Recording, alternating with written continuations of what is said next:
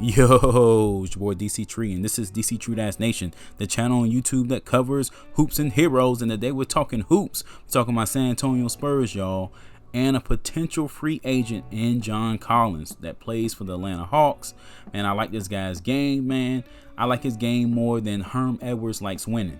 You play to win the game. You don't play to just play it. I like his game more than the Breakfast Club likes laughing. Shout the season, man.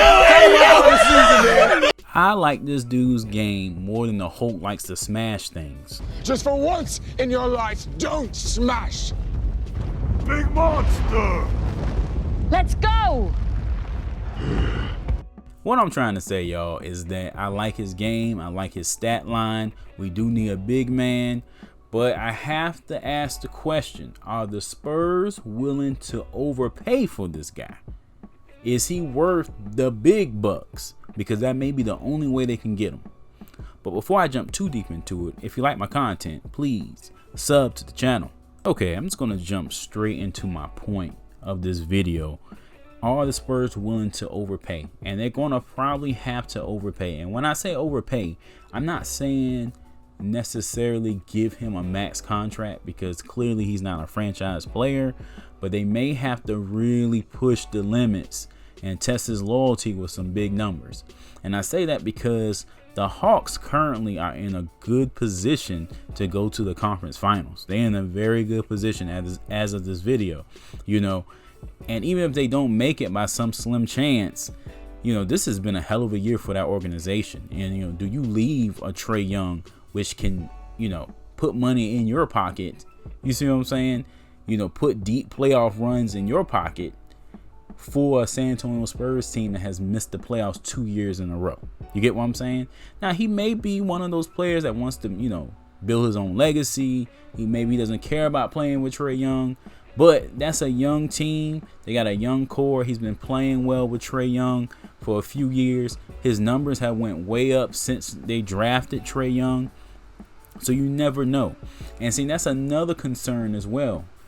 Is he good because he's a good player, or is he good because he plays with Trae Young? And that's one of the things you have to kind of consider.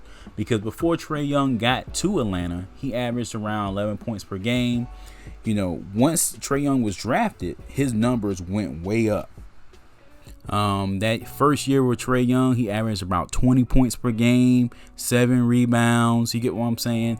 And then the year after that, he upped it to around 22 points per game, you know, another 8 or 9 rebounds. So, you know, the question becomes, you know, is he playing well because of Trae Young, or is he his own player in a sense? You know, if you guys have been a basketball fan as long as me, or probably longer, you remember the argument about Kenyon Martin back in the day with the Nets. You know, is he good because he's with Jason Kidd, or is he good all around? And that's one of the questions I have with Collins.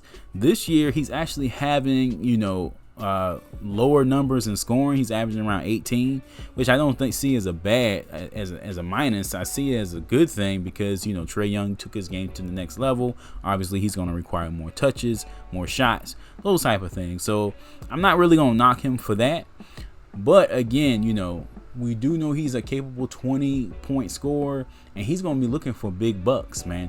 He turned down an extension, a 4-year extension from the Hawks for $22 million a year, around $90 million, 4 years, $90 million, looking for something bigger. Are the Spurs willing to pay him, you know, $30 million a year? You get what I'm saying? $27 million a year to try to, you know, convince him to come to San Antonio. Is he worth that type of money? And the Spurs are just in a tough spot, you know, in my opinion. You know, they're kind of where Utah was, you know, for the last, probably the last decade, where you just have to overpay people to get them to come there. I remember vividly that, you know, they overpaid the heck out of Carlos Boozer back in the day, y'all. You know, I don't know how long I've been b-ball fans, but man, I'm remembering all of that. And the Spurs are kind of in that position. They almost have to overpay to get these players. And then especially in Collins' case, because he's a restricted free agent. You get what I'm saying? So Atlanta is going to have the ability to match. You almost have to give him something, You know, especially if the Hawks make this deep playoff run, continue this deep playoff run, they're going to try to keep this team intact. They're going to try to keep him on board. The Spurs are going to really have to, you know, stretch the bank to get this guy. You get what I'm saying? And I'm not sure he's worth that kind of money. But at the same time, I hope the organization realizes you're going to have to, you know, you're going to have to lay out some cheese for the rats. You get what I'm saying? You have to lay out some bait to get some bass. You get what I'm saying? You're going to have to entice these guys to come to San Antonio. San Antonio, when we were winning everything, we weren't a hot spot for free agent. So now that we're in the lottery a couple years in a row with no real direction, it's going to be even harder for the Spurs to pull people in. You get what I'm saying? So they just have to really make a strategy and stick to it. So Spurs fans, don't be surprised if they start overpaying players. Not because they're not knowledgeable about the game or a player's worth. They have to make it enticing. They have to make San Antonio a hot destination. They have to take some risks. So don't be surprised if they take a risk with John Collins, because he's a hell of a player. I think he's a good player. He can't really create his own shot. He usually plays off people. But, you know, if for some reason we keep DeRozan can find them. Collins can shoot the three, shot about 40% this year. Stretch the floor. He's pretty much athletic. That's pretty much what we're looking for. Pretty much what we need. I also think the Spurs have to kind of get over themselves in a sense. You know, don't get me wrong. I love the team. I love the culture. I love the organization. But we have a lot of Spurs rules that hurt us in free agency. You know, the idea that we're not going to overpay for players. The idea that players are willing to work with the Spurs and take less, like Tim Duncan did and like Manu did and Tony did. That's not necessarily the case in today's NBA. You know, I even heard a rumor that they offered Kawhi less than the max, and that offended his people.